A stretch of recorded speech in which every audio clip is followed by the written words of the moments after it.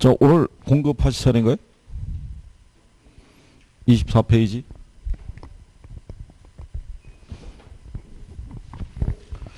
예, 지난주에는 이제 그 수요에 대한 거, 그래서 이제 그 수요량의 변화하고 이제 수요의 변화, 또 수요 법칙, 그 다음에 대체재 보완제 뭐 이런 내용을 했고요. 24페이지 가시면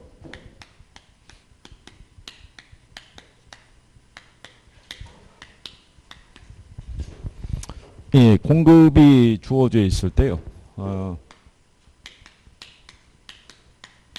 공급은 이제 일정 기간 동안에 시장에서 주어진 모든 이제 가격 수준에 대응해서 공급자가 공급하겠다는 욕구이자 계획을 우리가 이제 공급이라고 그러고요. 공급량이라는 것은 이제 시장에서 주어진 특정 가격 수준에 대응해서 공급자가 공급할 수 있는 최대 양이다. 이렇게 해서 이제 우리가 그러니까 지난주에 했던 수요하고 수요량 이제 그 얘기하는 거랑 똑같은 거죠.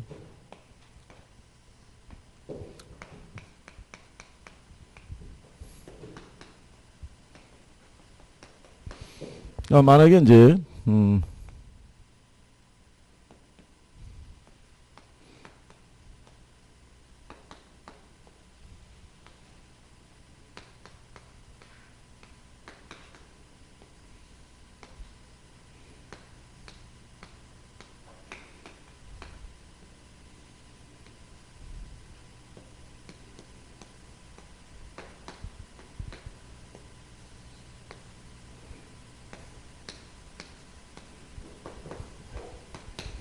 만약 예를 들어서 농부가 사과를 이제 재배를 해서 농협에 납품을 할 때 납품 단가가 이렇게 틀릴 수가 있겠죠. 그래서 납품 단가에 따라 100원일 때는 뭐 5박스, 뭐 150원일 때는 10박스 이렇게 공급하겠다는 이제 계획을 가질 수 있다는 얘기죠. 그래서 이제 특정한 상품이 있죠. 특정한 상품을 기준으로 해서 시장에서 주어진 모든 가격 수준에 대응해서 공급자가 공급하겠다는 욕구 있죠.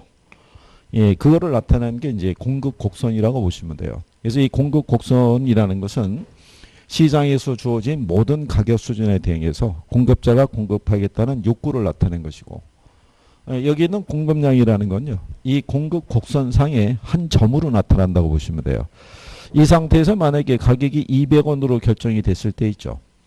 요 가격에서 공급자가 공급할 수 있는 최대 양은 몇 개다? 15개다. 그래서 이 공급 곡선상의 한 점으로 나타날 수 있다라고 보시면 될 거예요. 이런 이제 공급의 성격을 보시게 되면요. 얘는 이제 사전적 개념이라고 그러죠. 그러니까 말 그대로 실제로 공급한 거를 의미한 건 아니고 공급하겠다는 이제 욕구를 나타낸 것이 우리가 이제 공급의 성격이고요. 그리고 얘도 유효 공급이라고 얘기했어요. 그러니까 별다른 언급이 없으면 경제학에서 얘기하는 수요하고 공급은 이 유효라는 표현이 수식돼 있다고 생각하시면 되죠.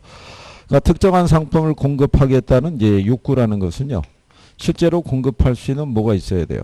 능력이 이제 수반이 돼야 된다 이런 얘기고. 역시 수요량하고 이제 공급량은 다 이제 무슨 개념이냐면 유량 개념이라고 생각하면 되죠.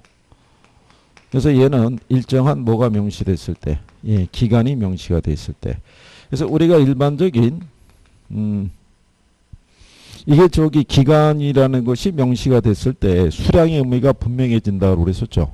만약에 S라는 이제 건설사가 주택을 30만 호 정도를 만약에 건설해서 공급했다. 그러면 이 30만 호 정도의 규모면은 되게 큰 거예요. 분당하고 일산 같은 이제 신도시 두 개를 합한 정도의 규모예요. 그죠? 한번 생각해 보세요. 세종시 같은 경우가 인구 한 35만 뭐 이 정도 되잖아요. 그죠? 가구수로 따져도 최소한 못해도 한 25만 이상 뭐 그 정도 된다고 보면은 규모가 적은 규모는 아니죠. 이거를 1년 사이에 공급했다 그러면 굉장한 물량이죠. 그렇죠? 근데 이게 이 건설사가 세운 지가 한 30년 됐는데 30년 동안 공급한 물량이다 그러면 이해를 하실 수 있죠. 그러니까 뭐가 명시가 됐을 때 기간이 명시될 때 이제 그 의미가 분명해진다라고 생각하시면 되겠죠. 그래서 이제 유량 변수로 주로 여러분 시험에 언급이 되는 게 뭐냐면 주택 거래량 있죠. 그 다음에 신규 주택 공급량 있죠. 유량 변수로 요걸 많이 써요. 그죠? 주택 거래량이, 그러니까 가령 예를 들어서 이 도시에 현재 주택이 한 35만 채가 있다고 그랬을 때, 이렇게 해드릴까요? 2020년 5월 현재 이 도시의 주택이 35만 채가 있는데, 요 중에 2020년 들어와서 거래된 양이 있죠. 예, 이걸 파악하려고 그러면 구간이 설정이 돼야 되죠. 2020년 1월 1일부터. 예, 이렇게 구간이 설정이 되면 요 기간 중에 거래된 양, 새로 공급된 주택의 양을 구별할 수 있다는 얘기죠. 그래서 뭐가 명시가 돼야 된다. 예, 기간이 명시가 돼야 된다. 이렇게 보시면 되겠고. 그 다음에 이제 여기도 똑같이 공급 함수라는 게 주어져 있죠. 예, 공급 함수라는 것은 이 공급량에 영향을 미치는 여러 가지 요인들과의 관계를 함수로 우리가 표현한 것이다. 그래서 해당 재화의 가격이라는 것도 있고요. 그 다음에 이제 기술 수준이라는 것도 있고요.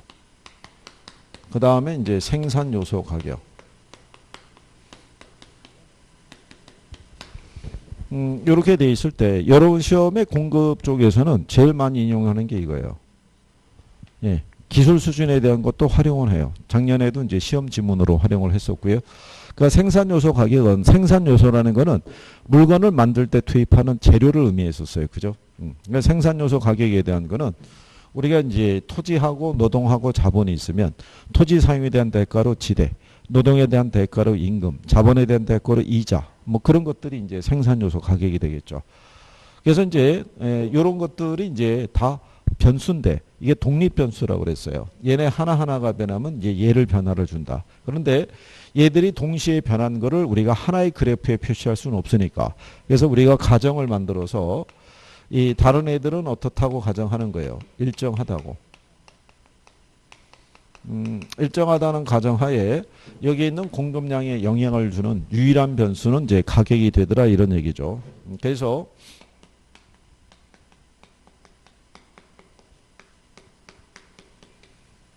그러니까 결론적으로는 이 공급량은 이 가격에 의해서 결정이 되는 거죠. 그렇죠? 이걸 우리가 이제 함수를 하나 만들어서 표시를 해보면은 뭐 이렇다는 얘기죠. 자, 100 플러스 2P라고 이렇게 주어져 있을 때 여기 지금 보면 이 공급량이 미지수거든요. 그죠? 얘가 얼마가 되느냐는 것은 여기 있는 요 P, 가격이 얼마냐에 따라. 그죠? 그 원래는 계산해야 되는데 우리가 임의로 집어넣는 거죠. 10이라고 가정하게 되면 P가 10으로 바뀔 것이고, 그럼 100 플러스 2 곱하기 10의 논리가 되겠죠. 네, 그러면 얘는 120. 그러면 가격이 10일 때는 120이 되고요. 근데 만약에 가격을 20으로 올리게 되면 이게 20으로 바뀌죠. 예, 그러면 이렇게. 그럼 얘가 140 이렇게 나오겠죠.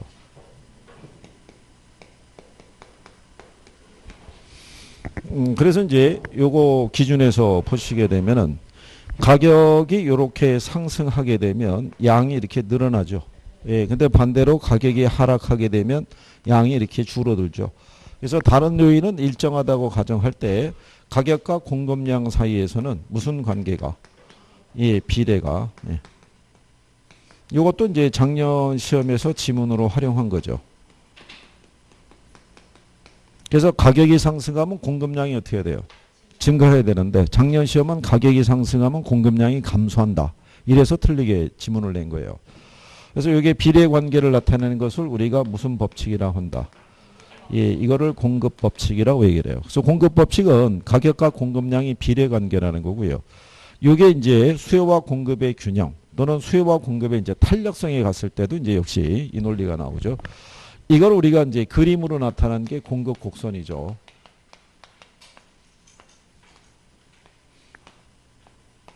가격이 10일 때는 이제 120이고요.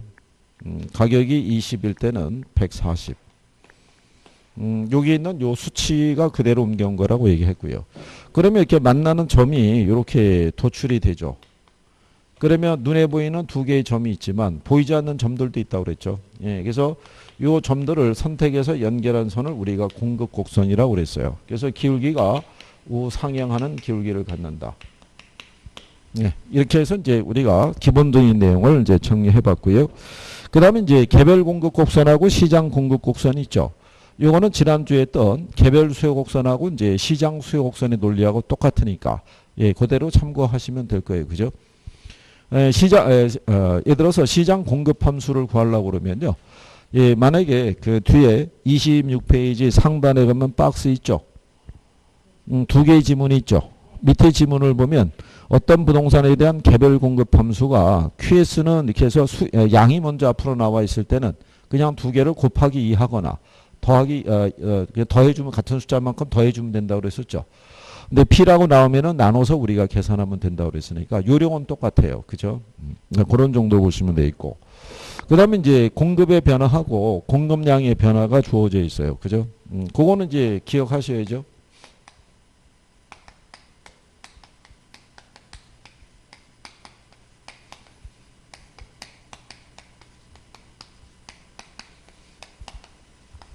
이게 하나의 이제 용어죠, 용어. 공급량의 변화라는 것도, 예, 공급의 변화라는 것도 하나의 용어라고 보시면 되죠.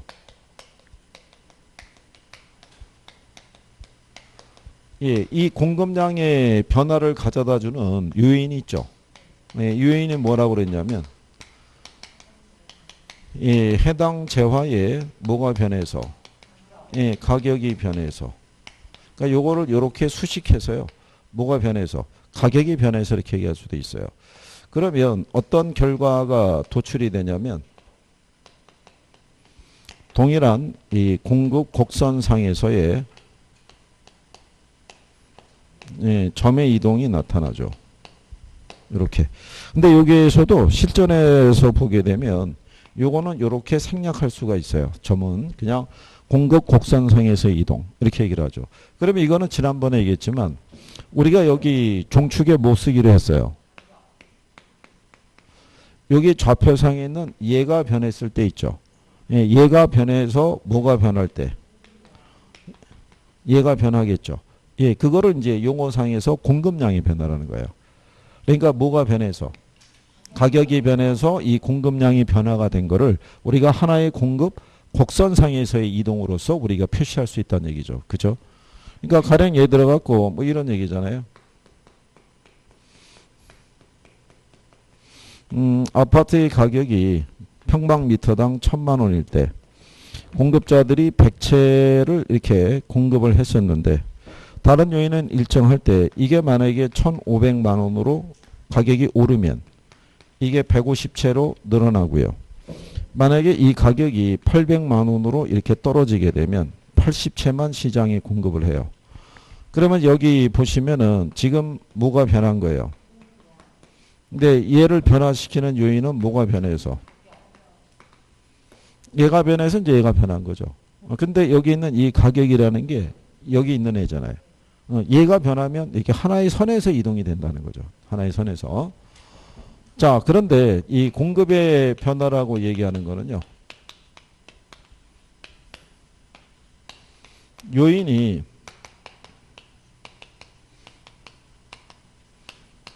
해당 재화의 가격 이외의 요인이 변한 거죠. 그러면 가격 이외의 요인이니까 좌표상에 표시되어 있는 가격이 아닌 애가 움직인 거예요. 가격은 그대로고. 그랬을 때 이제 이 결과가 뭐가 이동을 해서요? 공급 곡선의, 예, 이동으로. 그죠? 예, 그러면 여기 아파트 가격이 이렇게 제시가 되어 있을 때 역시 1,000만 원이죠. 그때 몇 채를 공급했는데요. 100채를. 그런데 얘가 150채가 공급이 되기도 하고요. 얘가 80채가 공급이 되기도 해요. 그러면 틀림없이 뭐가 변한 거예요? 얘는 변했는데 얘는 불변이잖아요. 그죠? 그러면은 얘가 아닌 애가 변했다는 얘기죠. 그러면 가령 예를 들어서 건축 자재 가격이 있죠. 예, 이게 하락한 거죠. 그러면 얘랑 관계없이 공급이 늘어난 거고요. 반대로 건축 자재 가격이 상승하면 공급이 줄겠죠. 그러면 가격이 아닌에 의해서 뭐가 변한 거예요? 공급량이. 그거를 용어상에서 공급의 변화라고 그러죠. 그러면 가격이 아닌애가 변했을 때는요. 이렇게 되겠죠. 1000만 원이고 100채였었어요. 이렇게 공급 곡선이 주어져 있을 때 얘가 공급량이 이렇게 150 또는 80으로 이렇게 해서 이제 뭐가 변한 거예요? 얘가 변했는데 이건 얘가 변한 건 아닌 거예요. 얘 말고 다른 애가 변했으니까. 예, 그 변화를 우리가 표시해 주기 위해서 선을 새로 이렇게 그린 거죠. 이렇게. 그랬더니 원래 있던 곡선이 좌우로 이동하는 형태가 나타나잖아요. 그죠? 그거를 용어상에서 뭐라 그런다? 공급의 변화라고 얘기하는 거예요. 그러니까 공급 곡선의 이동으로 인해서도 공급량은 변하는 거예요. 예, 그걸 우리가 공급의 변화 이렇게 얘기하는 거죠. 그죠? 건축 원자재 가격의 변화로 공급 곡선이 좌우로 이동하였다면 그것도 역시 공급의 변화가 되는 거죠.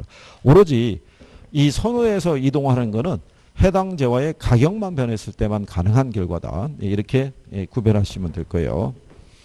이해하시겠죠? 예.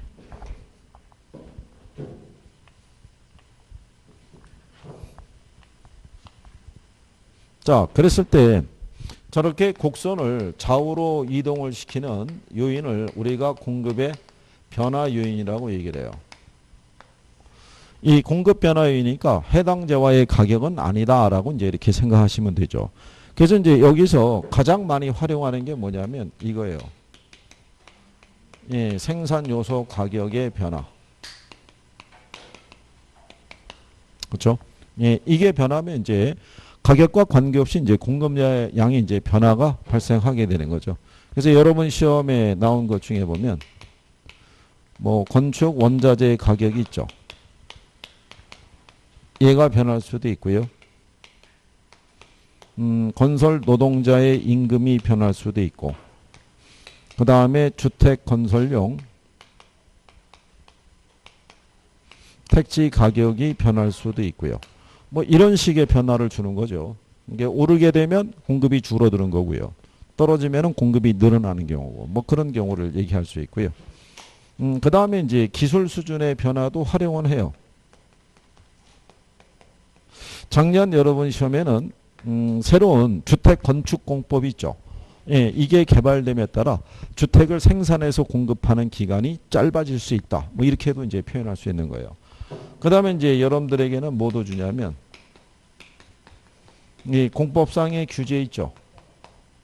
이게 강화가 되면은 공급이 어떻게 해야 돼요? 줄어들 거고, 완화되면 공급이 어떻게 돼요? 늘어날 수 있겠죠. 예, 그 다음에 가격 변화에 대한 예상이에요.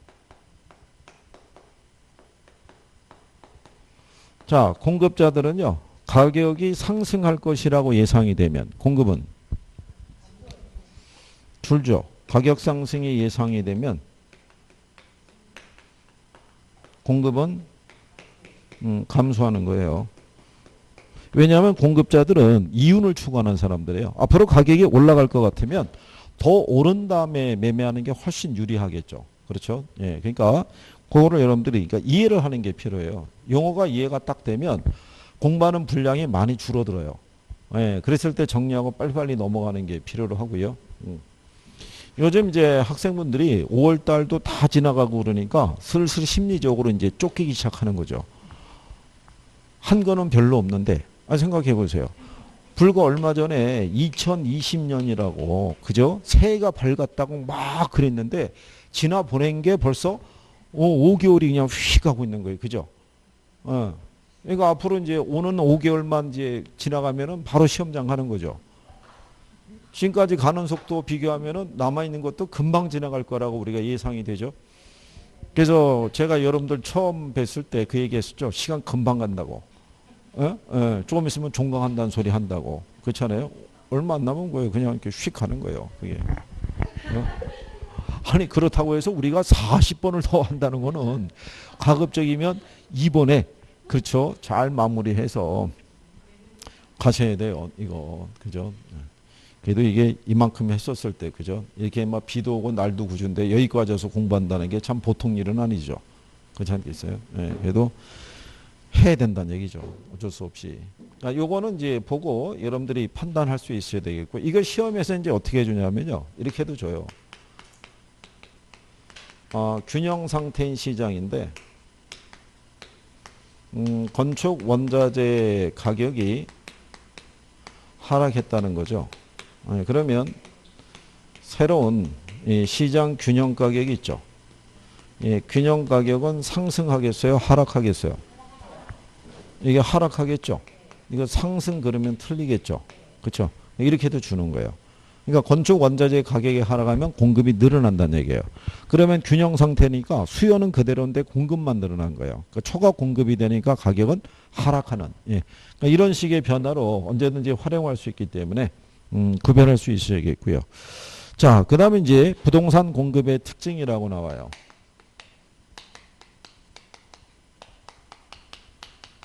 먼저 이 토지의 특성에 기초하게 되면요. 먼저 이 부동성으로 인해서 우리가 위치의 공급이라고 얘기하고요. 그 다음에 부증성으로 인해서 비탄력적인 공급이라고 얘기하고요. 그 다음에 개별성으로 인해서 위치 면에서 독점적인 공급이라고 그래요. 이게 시험에 나온 적이 있어요. 이게 개별성이라는 것은 모든 토지가 위치가 다 틀리잖아요. 그죠? 그러니까 특정한 위치를 소유하고 있다는 얘기는 독점하고 있다는 얘기예요. 근데 시험상에서 개별성으로 인해서 비탄력적이자 비독점적인 공급을 만든다. 그래서 틀리게 한번 나온 적이 있어요. 그 다음에 이제 두 번째가 뭐가 있냐면요. 이 토지에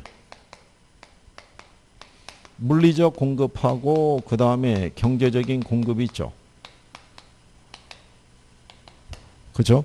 예, 여기 보시면 토지에 물리적 공급은 가능해요? 불가능해요? 예, 이거는 불가능해요. 뭐가 있어서? 부증성이 있어서. 그래서 이 물리적 공급 곡선이 있죠. 얘는 기울기가 이렇게 수직선으로 표시돼요. 그렇죠? 그러니까 여기 좌표상에 있는 가격이 있죠. 예, 얘가 아무리 변하더라도 그죠? 이 양은 불변이란 얘기죠. 근데 경제적인 공급이 있죠. 얘는 가능하죠. 뭐가 있어서?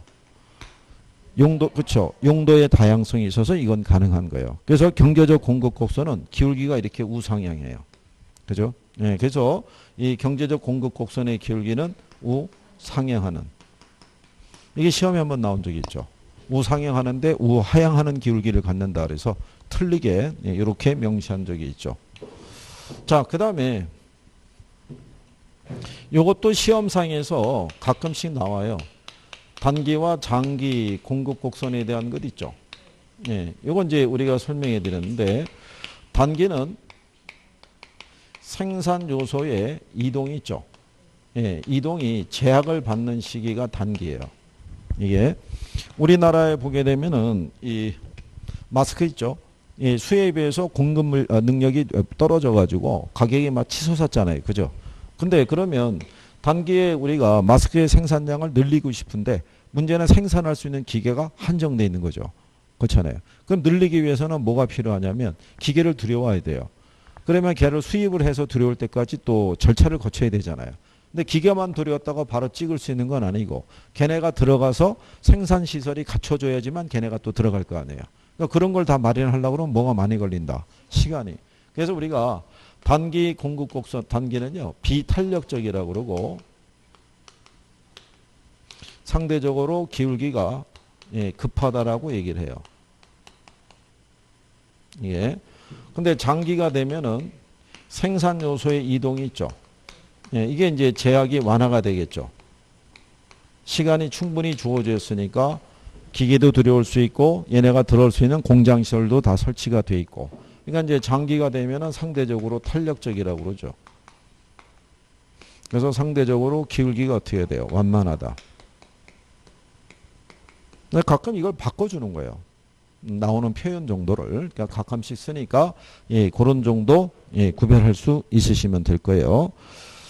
자, 그 다음에 이제 뒤로 넘어가시면 수요와 공급의 균형에 대한 것이 이제 명시가 되어 있어요.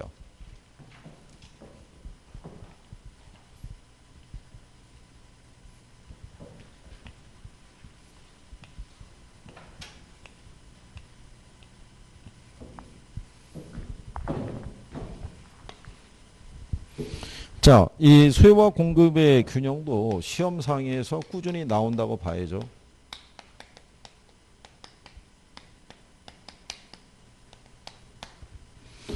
참 요즘 우리 새신랑은 잘 안 나오나요?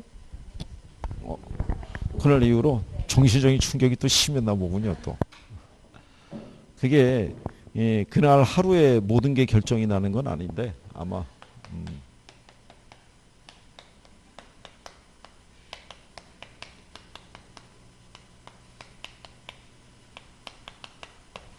근데 그거를 이제 좀 이겨내고 할 수가 있었어야지 좀 더. 자, 균형 가격하고 균형 거래량이라고 돼 있을 때요. 그죠? 균형이라는 거는 자, 거기에 나와 있지만요. 외부에서 충격이 가해지지 않는 한 더 이상 다른 상태로 변하지 않는 걸 얘기하죠. 왜냐하면 균형 가격 하에서는 시장의 수요량과 공급량이 일치하죠.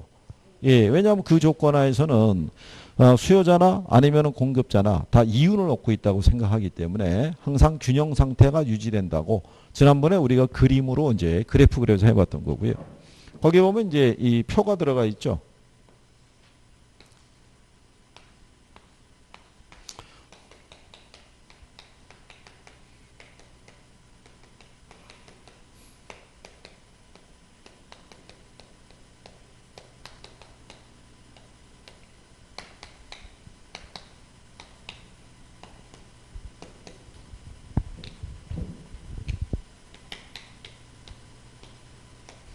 자, 여기 이렇게 보시게 되면은 표가 주어져 있을 때, 물론 이제 균형 상태는 가격이 1,000원일 때일 거예요. 그죠? 수요량하고 공급량이 일치하니까. 그러니까 이 상태가 무슨 상태다? 균형 상태죠. 근데 균형 상태에서 가격이 500원으로 하락하죠. 그러면 수요량은 늘어나는데 공급량은 줄죠. 이유는 왜? 이게 이제 수요 법칙하고 공급 법칙이 작용하는 거죠. 가격이 하락하면 수요량은 증가하고 공급량은 감소하겠죠. 그렇죠? 그러면은 여기서 무슨 상태가 발생하냐면 초과 수요가 나오는 거죠. 그러니까 초과 수요 상태라는 건요. 공급에 비해서 수요가 많거나 수요에 비해서 공급이 부족한 상태가 초과 수요예요. 그러면은 이게 이제 호가가 높아지죠. 수요자 간의 경쟁에 의해서. 그래서 초과 수요 상태에서는 가격이 어떻게 돼요? 상승하는 이제 이런 현상이 나오고 있고요. 가격이 만약에 1,500원으로 상승하게 되면 역시 같은 논리에 의해서 수요량은 감소하고 공급량은 늘어나죠. 그러면 여기서는 이제 무슨 상태가? 초과 공급 상태가 발생하죠. 초과 공급이라는 것은 수요에 비해서 공급이 많거나 공급에 비해서 수요가 부족할 때, 그러면 초과 공급은 이 공급자 간의 경쟁에 의해서 가격이 이렇게 하락하겠죠. 이 과정을 거치면서 완전 경쟁 시장에서는 언제나 무슨 상태? 균형 상태를 유지한다라고 얘기를 했던 거죠. 자, 그랬을 때 얘네 이제 그 계산하는 논리가 거기 하나 들어가 있는데, 근데 이거를 계산할 때는요, 균형 가격 하에서는 뭐하고 뭐가 일치해요? 수요량하고 뭐가? 공급량이 일치한다고요. 그러니까 균형 가격과 균형 거래량을 구하시오 그렇게 얘기를 하면은 먼저 균형 가격부터 구해야 돼요. 가격을 구해서 안에 대입을 하게 되면 우리가 시장 균형 거래량을 계산할 수 있다는 얘기죠. 거기 보면은 자, 수요 함수는 100 마이너스 얼마예요? 2P. 공급 함수는 10 플러스 4P죠. 그러면 여기 가격은 가격대로, 이 상수는 상수대로 묶어주면은 식을 정리해야 되잖아요. 정리하는 과정에서 얘네가 등호가 넘어가죠. 그럼 여기 마이너스 2P는 넘어가면은 플러스로. 여기 10이라는 건 플러스의 부호가 생략돼 있으니까 좌변으로 나면 마이너스가. 그러면 100 마이너스 10이 그죠? 4P 플러스 2P란 얘기죠. 그러면 두 개를 더하면 6P. 얘는 빼면 90. 그죠? 그러면 양쪽을 6으로 나누란 얘기죠. 그러면 여기는 약분한 P가 나오고요. 그럼 15 나오겠죠. 그러면 이제 가격이 15라고 구해졌으니까 이걸 여기다가 대입하면 되죠. 그러면 2 곱하기 15가 되겠죠. 그럼 30이잖아요. 100에서 30을 빼면 70이죠. 그러면 수요량이 70이란 얘기는 공급량도 70이어야 되죠. 그러면 얘가 4P니까 4 곱하기 15죠.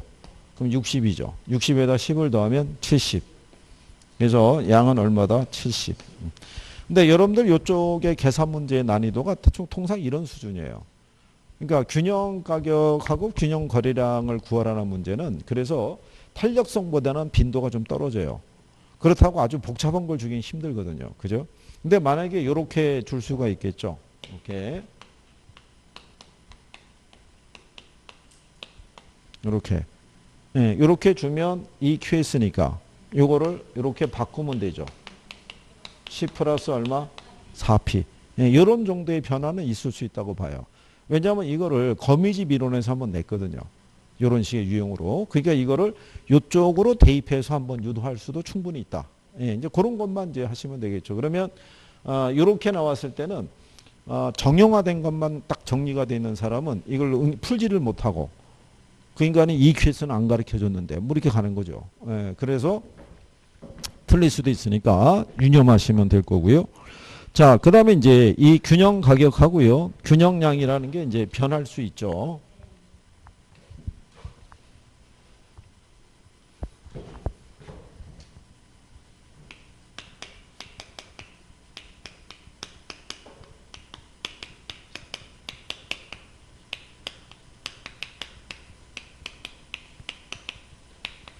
자, 수요와 공급이 변하게 되면 이 균형 가격하고 이제 균형량이 변하게 되는데요. 그 중에 한쪽만 이동한다고 가정하는 거예요. 그러니까 수요면 수요, 공급이면 공급, 한쪽만 이동한다. 그러면 가령 예를 들어서 공급이 불변인데요. 수요가 늘어났다는 거죠. 그러면 이때 균형 가격과 균형 거래량이 있죠. 예, 이게 이제 어떻게 되느냐를 물어보는데 원래 이 조건을 물어볼 때는요. 항상 이걸 가정을 해요. 우하향하는 수요 곡선과 우상향하는 공급 곡선이 있죠. 공급 곡선의 균형 상태를 가정한다고 줘요. 예, 이 상태에서 얘는 그대로 있는데 얘만 변한다는 거예요. 또 하나는 얘는 그대로 있는데 얘만 변한다는 거. 그 다음에는 둘이 같이 변할 수도 있다는 거. 이걸 이제 살펴보는 거죠. 그러면 제일 먼저 공급이 불변일 때 수요가 증가했다고 해놨죠. 예. 그러면 어떨 때 수요가 증가하겠어요? 이거. 자, 여기 보면 공급은 변하지 않는다는 얘기죠. 예. 그러면 얘가 이게 증가한 거예요. 그러면 여러분들이 보시다시피 이 소득은 공급 변화 요인이 아닌 거예요. 이건 수요만 변화시킨 요인이라고요. 예. 그러니까 소득이 변하면 공급은 그대로 있겠죠. 대신에 이제 소득이 늘어났으니까 거래량이 어떻게 돼요? 늘어나는 거죠. 지금 정부가 재난소득을 지원을 해주죠. 그러면 동네 점포는 그대로잖아요. 그대로인데 사람들의 소비가 늘어나는 거죠. 무슨 말인지 아시겠나요? 그러니까는 이 균형 거래량이 어떻게 돼요? 증가하는데 뭐만 늘었다는 거예요? 수요만. 그러니까 초과 수요 상태가 되니까 가격이 어떻게 돼요? 이해하시겠나요? 이런 변화라는 거죠. 그럼 이제 또 하나의 또 얘기는 공급이 불변인데 수요가 어떻게 돼요? 감소하는 거죠. 수요가 감소하는 경우는 어떨 때? 소득이 감소하는 거예요. 틀림없이 이게 재난소득을 지원받았는데 이게 8월 말일까지 써야 되잖아요. 그렇죠? 9월이 되게 되면 당연히 거래가 어떻게 돼요? 줄을 수밖에 없죠. 더 쓸 수 있는 게 없는데 다 썼는데 그렇지 않겠어요? 그럼 그 공급하고는 관계가 없잖아요. 그러면 거래량이 당연히 어떻게 돼요? 줄죠. 예, 줄어들게 돼서 그러면은 공급은 그대로인데 수요가 감소하게 되면 초과 공급 상황이 발생하죠. 예, 그러니까 가격은 어떻게 돼요? 이 경우를 얘기하는 경우죠. 그러니까 그림을 그려서 판단하기보다는 내용을 여러분들이 조금 이해할 수 있으시면 그러면 반대로 이렇게 갈 수 있겠죠. 수요가 불변인데요. 공급이 증가했다는 거죠. 그러면 어떨 때 공급이 늘어나겠어요? 뭐 그런 거 돼도 돼요. 건축 원자재 가격이 있죠. 예, 이게 하락한 거예요. 근데 건축 원자재 가격은 수요하고는 관계가 없는 요인이라고요. 그러니까 뭐만 변하겠어요? 공급만 변한다는 거죠. 그러면 수요는 그대로 있는데 공급만 늘어났다는 얘기는 초과 공급 상황이죠. 예, 그러니까는 가격은 어떻게 해야 돼요? 하락할 것이고 공급만 늘었으니까 거래량은 어떻게 해야 돼요? 늘었겠죠. 그 다음에 수요가 불변인 상태에서 공급이 감소했다는 거죠.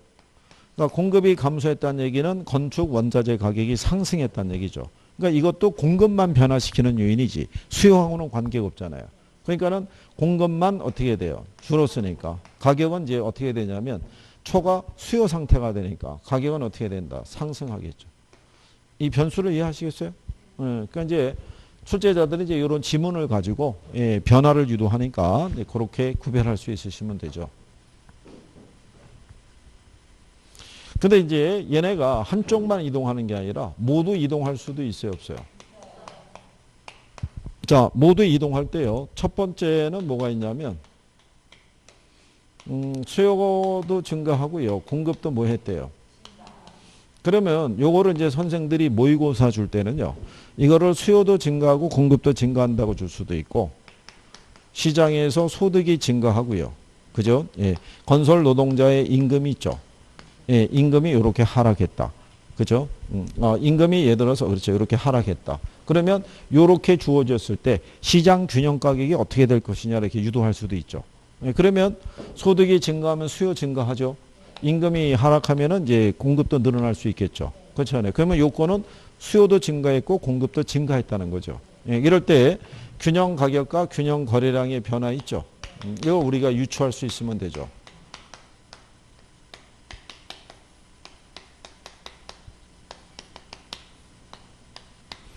자, 그러면 일단 얘네 둘의 공통점은 늘었다는 얘기잖아요. 그러니까 거래량은 어떻게 해야 돼요? 증가하겠죠. 가격에 대한 거는 우리가 알 수가 없어요. 왜 알 수가 없냐면 지금 초과 수요 상태인지 초과 공급 상태인지를 우리가 확인할 수가 없어요. 어느 게 더 많이 늘었다는 변수가 없거든요. 만약에 들어서 수요의 증가하고요. 이 공급의 증가가 동일하대요. 그죠? 예, 그러면 둘이 늘어났으니까 양은 늘어나는 거겠죠. 근데 가격은 우리가 불변이에요. 그럼 왜 불변이라고 그러냐면 원래 균형 거래량이 100이었다는 거죠. 수요도 100, 공급도 100이었는데 얘가 110으로 늘었어요. 그죠? 근데 얘도 110으로 늘은 거예요. 그러면 이 변화 후에 양이 똑같잖아요. 그죠? 예, 그러니까 양은 늘어나지만 가격은 어떻게 해야 돼요? 불변이죠. 초과 수요도 초과 공급도 아닌 상황이 되니까. 이해하시겠나요? 이렇게. 근데 반대로 수요의 증가가 공급의 증가보다 크대요. 그러면 어쨌든 간에 둘 다 늘어났으니까 얘는 증가하죠. 근데 이 조건은 초과 수요 상태가 되죠. 예, 그러니까 얘가 균형 상태에서 100이었는데 얘는 150으로 늘었다는 거죠. 근데 얘는 110으로 늘었다는 거죠. 그러면 변화 이후의 양을 보게 되면 수요가 공급보다 많아진 상태잖아요. 그러니까 초과 수요가 되니까 가격은 어떻게 해야 돼요? 그러면 반대로 수요의 증가보다 뭐가? 예, 공급의 증가가 크다라는 거죠. 그러면은 얘가 100이었을 때 거꾸로 이번에는 얘가 150으로 늘었다고 그러고요. 예, 여기 있는 수요라는 것이 110으로. 그럼 변화 이유를 보면 공급이 수요보다 많아지는 초과 공급 상황이죠. 그러니까 가격은 어떻게 해야 돼요? 예, 둘 다 늘어났으니까 양은 어떻게 해야 돼요? 증가하는 경우죠. 요게 시험엔 어떻게 나왔냐면요. 수요와 공급이 모두 증가하는 경우 있죠. 예, 균형 가격이 있죠. 예, 가격은 이동폭의 크기에 의해서 결정이 된다는 거예요. 누가 더 많이 움직였냐에 따라서 예, 양은 증가한다라고. 예, 여기까지는 시험 지문으로 쓴 거예요. 그죠? 예. 그러면 이거를 여러분들이 이해를 하시게 되면 수요도 감소하고요. 공급도 뭐 했을 때? 감소했을 때. 이 변화도 우리가 쉽게 유추할 수 있죠. 이 조건 하에서는 이 균형 가격하고요. 균형 거래량을 비교해 봤을 때 양은 무조건 감소하겠죠. 가격은 우리가 알 수가 없다 이런 얘기죠. 그러면 수요가 감소할 때는 소득이 감소했거나 공급이 감소했을 때는 어떻게 건축 원자재 가격이 상승했거나 건설 노동자 임금이 상승했거나 그런 변수가 있다는 얘기죠. 그럴 때 둘이 같을 수도 있죠. 예, 같게 되면 어떻게 돼요? 그렇죠. 예, 공급 수요도 감소하고 공급도 감소하게 되면요. 거래량은 불변이 될 것이고요. 이 감소할 것이고 예, 가격은 어떻게 돼요? 불변. 그렇죠. 예, 이제 실력이 늘긴 늘은 거죠. 뭔가 잘못 적으려고 그러면 바로 지적할 수 있다는 얘기죠. 장족의 발전을 했다는 얘기죠. 장족의. 불과 1월 달만 하더라도 그렇죠. 예, 물어보면 못 들은 체하고 뭐 계속 그랬었는데 지금은 얘기할 수 있다는 얘기죠. 뭐 고무적인 현상이죠. 그죠? 자, 수요의 감소가 공급의 감소보다 크대요. 그죠? 그 얘기는 원래 100이었잖아요. 예, 100이었는데 얘는 100에서 50으로 줄은 거고요. 얘는 100에서 90으로 줄은 거예요. 근데 변화 이유를 보게 되면 뭐가 더 많아진 거예요? 공급이 더 많아진 초과 공급 상황이 되겠죠. 그러면 가격은 어떻게 돼요? 예, 하락할 것이고 그 다음에 양은 어떻게 돼요? 예, 줄어들겠죠. 근데 반대로 수요의 감소보다 뭐가? 예, 공급의 감소가 크다면 그러면 같은 100일 때 이번에는 공급이 50으로 줄은 거고요. 수요가 90으로 이렇게. 그러면 변화 이유를 보면은 공급에 비해서 수요가 많아진 초과 수요 상태가 되니까 가격은 상승할 것이고 얘는 감소하겠죠. 그러면 둘의 움직임이 같으면요. 이건 아는 거예요. 양은. 요 가격에 대한 것만 이동폭의 크기를 우리에게 알려주면 우리가 구별해낼 수 있더라. 뭐 이런 얘기가 되겠죠. 그래서 움직임이 같을 때 여부는 여러분들이 구별할 수 있을 거라고 생각을 하고요. 그 다음에 이제 뒤로 넘어가셔서 30페이지 가시게 되면 이거는 움직임이 반대라고 보시면 되겠죠. 자, 그러면 이제 요 경우는 이제 이런 얘기죠. 수요는 뭐 하고요? 증가하고요. 공급은 뭐 했을 때? 감소했을 때. 자, 그러면 수요가 증가했다는 얘기는요. 소득이 어떻게 돼요? 증가했다는 얘기고. 그 다음에 공급이 감소했다는 얘기는요. 이게 건축 원자재 가격 있죠. 예, 이게 상승한 거죠. 그러니까 이렇게 바꿔서도 주는 거예요. 그죠? 바꿔서도. 그러면 이 상태는 뭐가 되냐면 초과 수요 상태예요. 그 전에 수요는 늘어나는데 공급은 줄어드니까 이 조건 자체가 무슨 상태다? 초과 수요. 그러면 초과 수요 상태에서의 가격은 어떻게 되겠어요? 그렇죠. 여기 조건은 가격은 무조건 상승이에요. 그죠? 양은 어떻게 되는 거예요? 이 상태의 조건에서 양은 알 수가 없어요. 늘어나고 줄었다는 거지 누가 더 많이 움직였는지는 표시가 안 돼 있죠. 예, 요거는 이제 시험에 나온 거예요. 여러분 기출에. 그 다음에 만약에 수요의 증가하고요. 공급의 감소가 동일하죠. 예, 그러면 가격은 어떻게 돼요? 상승하는 거예요. 이 조건 자체가 초과 수요 조건이라고요. 무슨 말인지 아시겠나요? 예, 얘는 상승하고 양이 어떻게 돼요? 이제 불변이라는 거죠. 10이 늘었으면 10이 줄었다는 얘기예요. 그죠? 근데 반대로 수요의 증가가 공급의 감소보다 크대요. 그죠? 그러면 이 조건도 역시 초과 수요 조건인 거예요. 그러니까 여기는 무조건 상승인 거예요. 근데 여기서 증가가 감소보다 크다라고 그러잖아요. 그러니까 양은 어떻게 돼요? 증가하는 거고요. 반대로 수요의 증가보다 공급의 감소가 크대요. 그러면 역시 이 조건도 초과 수요 조건인 거죠. 그러니까 얘가 상승할 거고 이번엔 반대로 감소가 증가보다 크니까 양이 어떻게 돼요? 감소하는.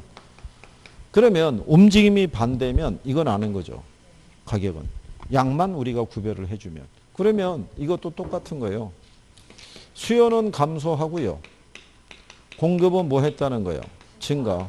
그러면 이게 무슨 상태냐면 초과 공급 상황이에요. 초과 공급이면 가격은 어떻게 돼요? 하락하는 거죠. 양은 우리가 알 수가 없죠. 그렇죠? 그러니까 똑같은 조건인 거죠. 그 다음에 수요의 감소하고요. 공급의 증가가 같으면